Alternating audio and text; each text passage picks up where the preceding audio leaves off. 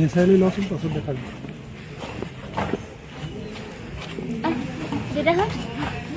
অ দাদা ফটো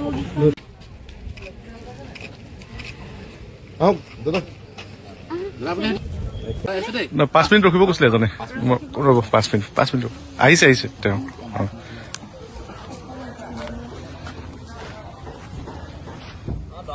কিবা খোৱাই নি বোলো তাতে